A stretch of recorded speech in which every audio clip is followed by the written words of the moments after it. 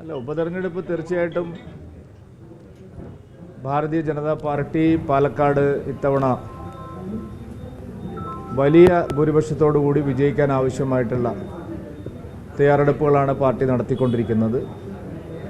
ഏത് നിമിഷം ഉപതെരഞ്ഞെടുപ്പ് വന്നാലും അതിനെ നേരിടാൻ BJP തയ്യാറെടുത്തു കഴിഞ്ഞു. ശക്തമായിട്ടുള്ള പ്രവർത്തനങ്ങൾ, ഇരു മുന്നണികൾക്കുമെതിരായിട്ടുള്ള ശക്തമായ അടിയൊഴുക്ക് കേരളത്തിലെ ജനങ്ങൾക്കിടയിലുണ്ട്. പ്രത്യേകിച്ചും ലോക്സഭാ തെരഞ്ഞെടുപ്പിൻ്റെ ഫലം പുറത്തു വന്നതിന് ശേഷം രണ്ട് മുന്നണികളുടെയും അടിത്തറ ഇളകുന്ന നിലയിലേക്കാണ് കാര്യങ്ങൾ പോകുന്നത്. ഒരു മൂന്നാം ബദലിനായിട്ട് കേരളത്തിൽ ജനങ്ങൾ ദാഹിക്കുന്നു എന്നുള്ള കൃത്യമായിട്ടുള്ള സന്ദേശമാണ് ലോക്സഭാ തെരഞ്ഞെടുപ്പ് നൽകുന്നത്. ഏറ്റവും വലിയ പ്രത്യേകത, ഭരണവിരുദ്ധ വികാരത്തിൻ്റെ 1% ആനുകൂല്യം പോലും കഴിഞ്ഞ ലോക്സഭാ തെരഞ്ഞെടുപ്പിൽ UDFന് ലഭിച്ചില്ല എന്നുള്ളതാണ് സത്യം. പിണറായി വിജയൻ സർക്കാരിനെതിരായിട്ടുള്ള ജനവികാരത്തിൻ്റെ സമ്പൂർണ്ണമായിട്ടുള്ള പ്രയോജനം, പ്രതിഫലനം BJPക്ക് അനുകൂലമായിട്ടാണ്, NDAക്ക് അനുകൂലമായിട്ടാണ് ലഭിച്ചിരിക്കുന്നത്.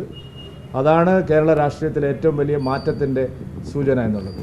UDFനും LDFനും വോട്ട് കുറഞ്ഞ തെരഞ്ഞെടുപ്പാണ് 2024 ലോക്സഭാ തെരഞ്ഞെടുപ്പ്. ഉപതെരഞ്ഞെടുപ്പിലെ സംസ്ഥാന അധ്യക്ഷൻ തന്നെ പാലക്കാട് മത്സരിക്കുന്നൊക്കെ കേൾക്കുന്നുണ്ടല്ലോ, എത്രമാത്രം വസ്തുത? അല്ല, ഇതൊക്കെ തീരുമാനിക്കാൻ പാർട്ടിക്ക് അതിൻ്റേതായിട്ടുള്ള സംവിധാനങ്ങളുണ്ട്. സ്ഥാനാർത്ഥിയെക്കുറിച്ചുള്ള ഒരു വേവലാതി എന്തായാലും തൽക്കാലം മാധ്യമങ്ങൾക്ക് വേണ്ട.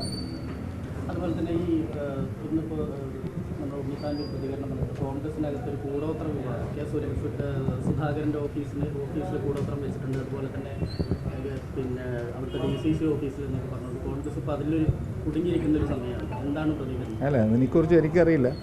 എന്തായാലും കൂടോത്രവും അതുപോലുള്ള നരബലിയും ഒക്കെ നടക്കുന്ന ഒരു നാടായിട്ട് കേരളത്തെ മാറ്റിയവരാണ് ഈ UDFകാരും LDFകാരും. ഇന്ത്യയിൽ എവിടെയെങ്കിലും നരബലി നടക്കുന്നുണ്ടെങ്കിൽ അത് കേരളത്തിലാണ്. രാഷ്ട്രീയ നേതാക്കളുടെ വീടുകളിലൊക്കെ കൂടോത്രം ചെയ്യുന്ന പതിവ് ഇപ്പോൾ കേരളത്തിൽ എങ്ങനെ വന്നു എന്നുള്ളത് അവരാണ് പരിശോധിക്കേണ്ടത്.